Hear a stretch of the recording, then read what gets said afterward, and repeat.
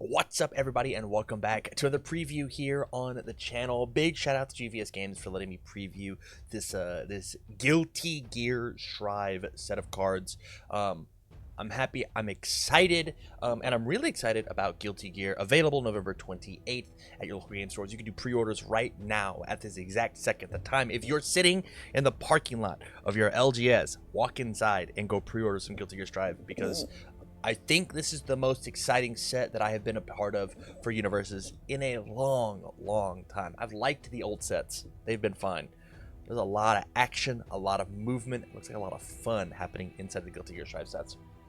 And I'm excited to play it, just like you can, during the pre-release, November 11th, to get the exclusive promo card, Chamaki Token, who, I'm not a Guilty Gear head. I don't know very much about Guilty Gear Strive, but if you notice, this is, there's a lot of action happening on this card, a lot of stuff happening in the background. That is because this is an exclusive promo that you can only pick up from doing the pre-release, where there are a bunch of cool panoramic 3x3 art cards, and this is one of the 3x3 cards. You can find the other 8 cards inside of the set, but in order to complete this panoramic, in order to complete this entire set of poster cards, you could say, you're going to want to make sure you go down to your local game store, pre-release November 21st, to get the card.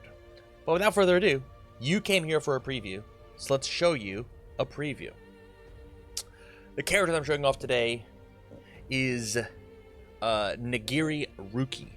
He is a 6-hand size, 32 health character, has the all and order symbols, which you can see down here at the bottom.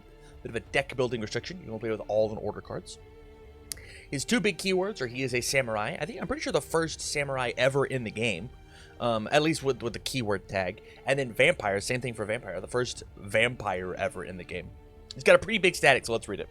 When an ability that adds 1 or more blood counters to this card resolves, so when it finishes ability and you put the blood counter on it, if there are 4 or more blood counters on it, commit 1 rival card, lose 10 health, and remove all blood counters from this card.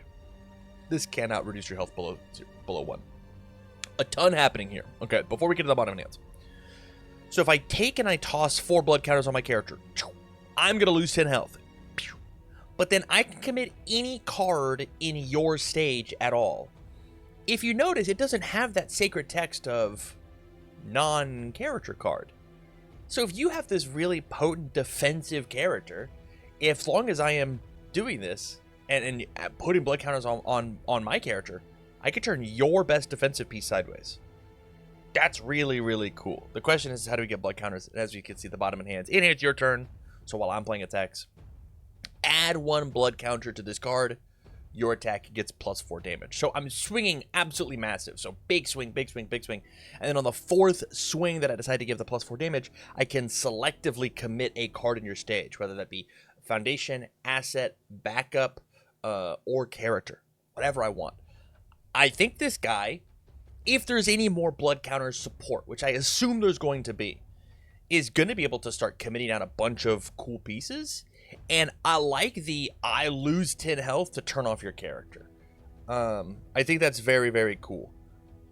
I think the one takeaway, the one bad downside of this, is it's not a choice whether I lose the 10 health or not. I build up this, we'll call it a blood gauge, right? I build up this blood gauge, and then when it hits 4, yeah, I've given +16 damage using just my character across all these stats.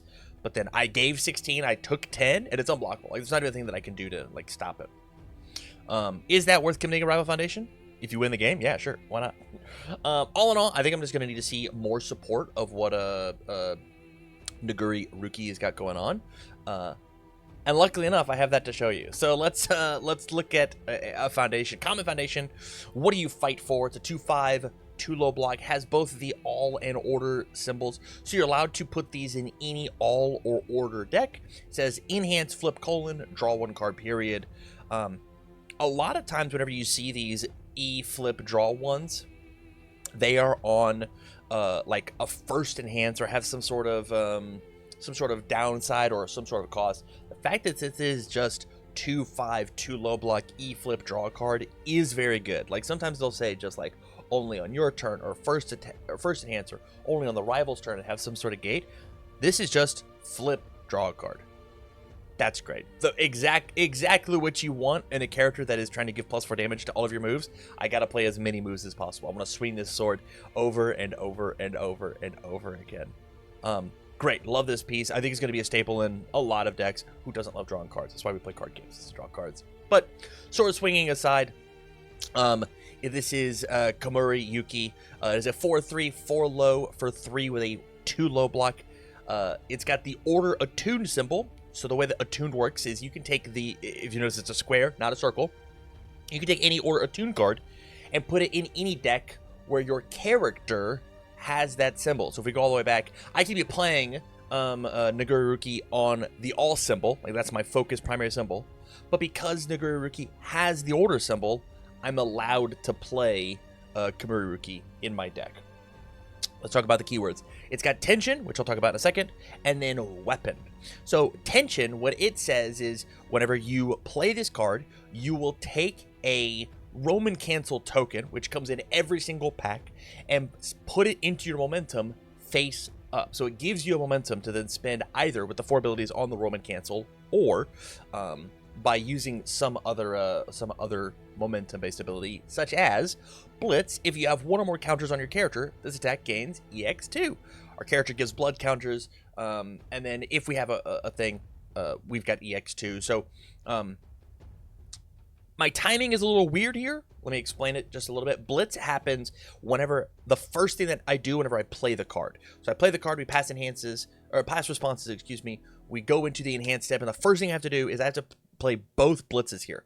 I tension, so I get my Roman cancel, and then I blitz if I've got the counters. So this Kamuri Rookie is not very good as the first attack that you play as your turn if you were playing Nigiri Rookie.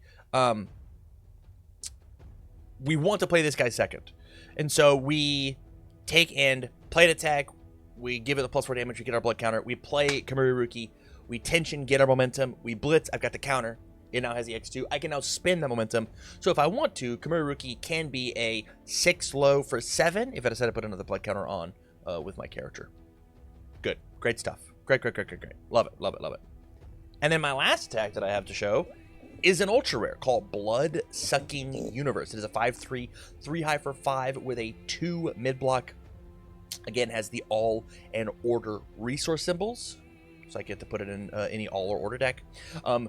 Tension, and then the throw keyword, so I'll explain this a bit. So tension again, blitz, grab this Roman cancel, and then the throw keyword says, even if you fully block this attack, instead of dealing no damage, it will deal half damage rounded up, which is really, really cool with our character who gives +4 damage. So this is a 3 high for 9, that even if you completely block it, it's still going to deal 5 damage. Which goes in tandem with its response. After this attack deals damage, gain 2 health. If you have 2 or more counters on your character, gain 4 health instead. Doing a really good job of keeping our life total high, so that when we apply 4 blood counters to our character, it sinks all the way back down. But at the same time, this card is just get a momentum, gain 2 health in every character that is not even having to worry about putting counters on what their character's got on their character.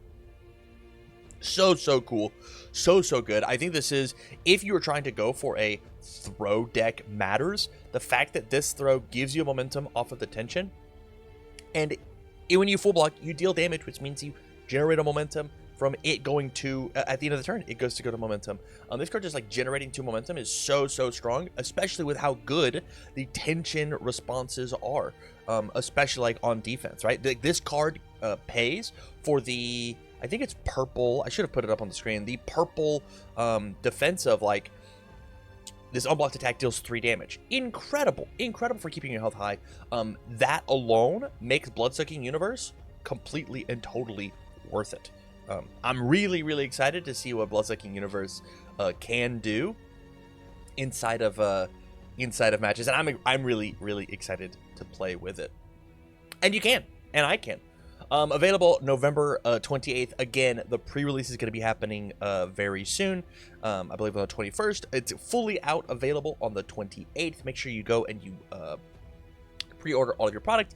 And in the description of this video down below, in order for you to get a bunch of cool loyalty points in the store to get you some exclusive promos, sign up to the UGN account. Put in your name. Whenever it asks you, hey, how'd you find it? I think you can put my name in. If not, it might get you extra points. I don't remember. Either way. With that said, if you like these cards and you want to talk more about them, you can join me in my Discord discussion in the description down below, or just jump in the comments and let's chat a bit. I think this guy looks dope. Nigiri Rookie looks very, very cool. And so with that said, thank you all for watching. As always, I wish you well.